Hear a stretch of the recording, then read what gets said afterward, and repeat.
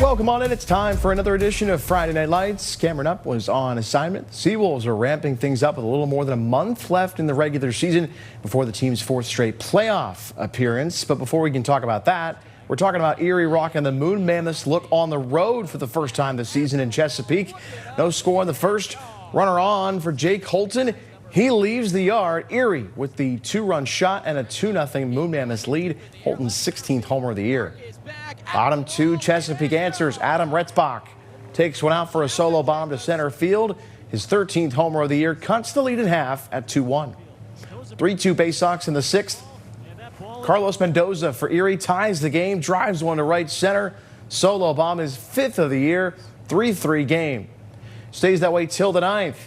Danny Soretti, the single, scores Ben Malgiri. And the Moon Mammoths retake the lead 4-3. But we jump to the 11th, tied at 4. John Peck, the ground ball single. Holton comes in to score. It's 5-4.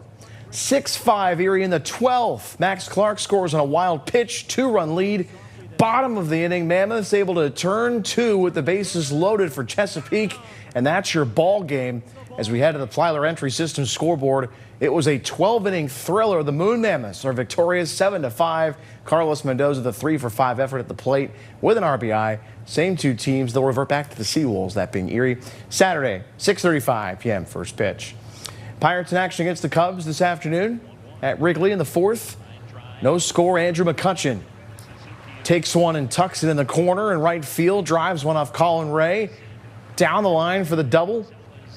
And that puts the Bucks on the board as Kutch makes it a one-run lead at 1-0. Let's jump to the seventh. Tied at 1.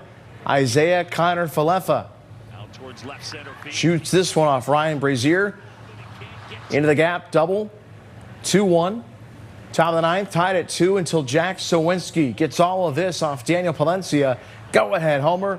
His third of the year. It gets it done. 3-2 Bucks get the road win.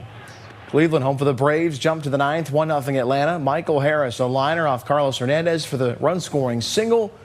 And the Guardians get shut out at home. Final score in this one, 2-0 Atlanta with the victory. On the Plyler Entry System scoreboard, the Tigers in action in Minnesota. Last check, 7-0 Detroit in the ninth. Plenty of former Seawolves contributing to that healthy lead. We continue our high school football previews in Waterford this evening. Justin Bloss and Fort LaBeouf, they're coming off a first-place finish in Region 5 last fall after a three-way tie. Bison tout their strong offensive line with a lot coming back up front on that side of the ball. Bloss and company say they plan to pound the rock and grind games out in the trenches once again this fall.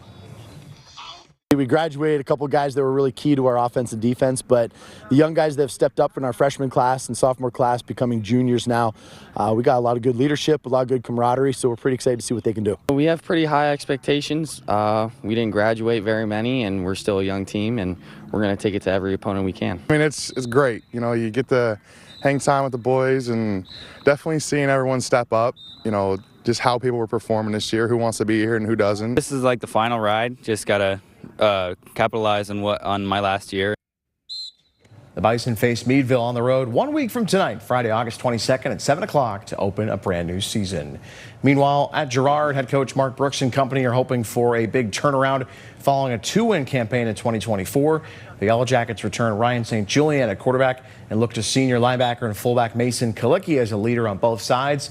But make no mistake, Brooks hasn't sugarcoated things heading into the upcoming year with his team. I think the honest answer is more. We have to get more effort, more grit, more toughness. You know, it's really easy when it's hot out to make excuses and go through the motions, and going through the motions gets you a 2-8 season, which we don't want to happen again. Just the chemistry between the team and how well the coaching staff is. You know, our coaching staff, we wouldn't be anybody without them. Getting in the weight room, I mean, we were the team that everyone beat on last year. I mean, it wasn't acceptable. Our whole team is like based off family. We're Jackets, we swarm. That's the whole thing. And we do it on the field. Girard hosts Sharpsville Friday, August 22nd at 7 o'clock to open a new season. Still to come on Friday Night Lights, we'll dive into NFL preseason chatter around the region. That's just ahead. Stay with us here on the show.